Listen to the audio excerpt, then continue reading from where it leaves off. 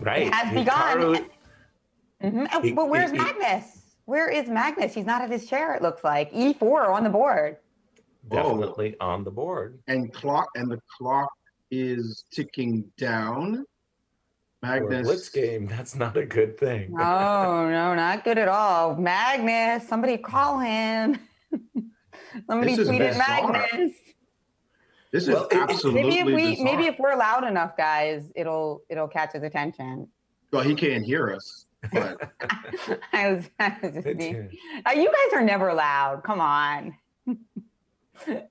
But seriously, this is a little bit odd. I mean, do you think maybe you got confused? Remember a couple days ago we were starting at 3 minutes after the hour? It's right. I mean, 960. That's hard to imagine though, because he's been playing 5 days like this. So it is odd. And there he is. There he is. And it looks like he just got out of the swimming pool. He lost track of time, guys. He lost track of time. He's throwing on a shirt. Don't worry. I'm sure that's not going to be screen grabbed by anyone. And instead of going for E5, C5, open Sicilian with knight F3. Man, I got to say, Jen, talk about relaxed, huh? I mean, what do you do before a game? Do you have butterflies in your stomach? No. He's trying to button up his shirt because he knows that if he buttons his shirt on camera, it's going to go viral. So exactly. He's trying to do it off the side. But can he get it? Awkward. And there he is. And he is now here, 20 seconds. Only 30 seconds. It felt longer to me, didn't it? It's very stressful as a commentator when the players aren't there. You're like worried they're not going to show up. So that was like the longest 30 seconds. And that was bizarre. That was bizarre beyond belief. I've never seen that happen, ever. Like, we've never had that happen in commentary. It can only happen in online play, obviously. But, geez, guys, that is just insane.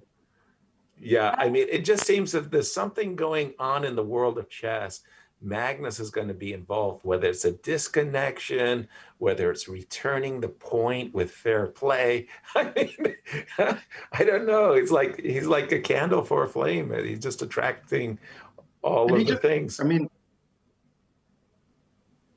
and now we just, by the way, after knight B3, there was a little pause because bishop E7 and bishop A7 are the two main continuations.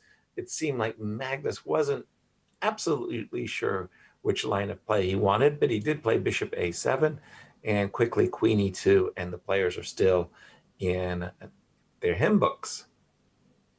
That's right. And we saw here, I prefer playing white in these types of positions because I've always played the open Sicilian and I never played this line of the Taimanov, but it also looks pretty solid. My concern though is like the D pawn, because usually you have your bishop on E7 protecting that pawn, right? So now you have to be much more watchful of like what happens after rook D1. And the good thing for black is it's actually not that easy to increase the pressure on that pawn, right? Precisely. You've got a little bit of a backlog with your bishop on D3.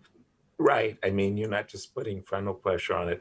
Also with the knight on C3, like the knight, I had just pointed out that a moment ago, knight B1 to D2 and knight C4, combined with the idea of A4 and A5 is a standard strategy for white in this opening. Instead, Hikaru went for the straightforward development with knight C3 and followed up with F4. The move F4 actually contained a little threat of playing E5. Keep in mind that this bishop on H7 and this rook on D1 are ready to ambush black's queen, which is why Magnus very quickly played E5. Right, and by the way, the time advantage has extended. I mean, Magnus definitely seems a little rattled by, potentially this lateness. Over a minute edge for Hikaru. That's a lot in a blitz game, especially when you're playing against Nakamura. Definitely. And Nakamura, by the way, tweeted about a small earthquake in California that he experienced yesterday.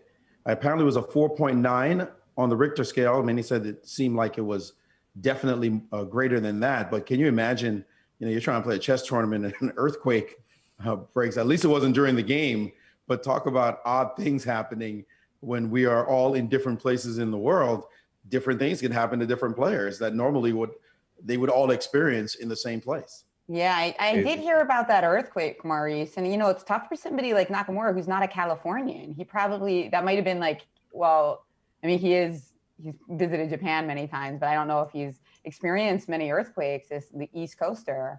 So hopefully he knew what to do. Didn't go run outside.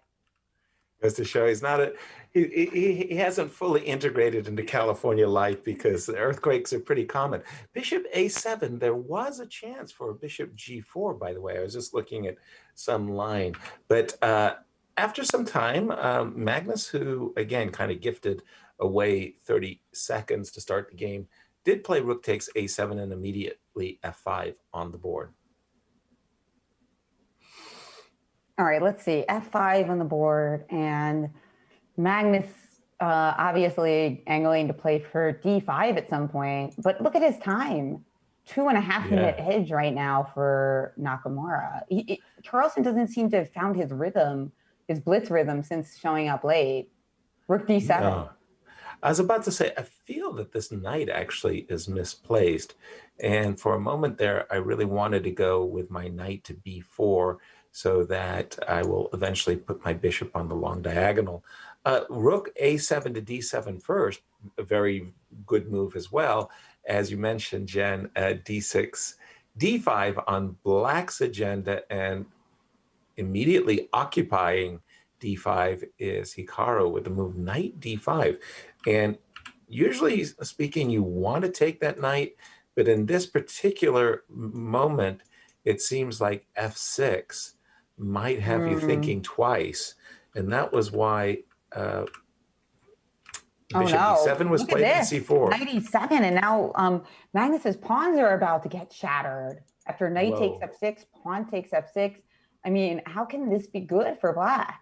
Well, this is general Sveshnikov territory. If you get to free tempi, like King H8, Rook G8, if you could just get that for free without White playing any moves at all, then Black can generally consider himself okay. The problem is that pawn on F7 is tender at the moment. So you're going to have to somehow defend that before you can bring your rook to G7. And is Magnus down the tempi to be able to survive in this position?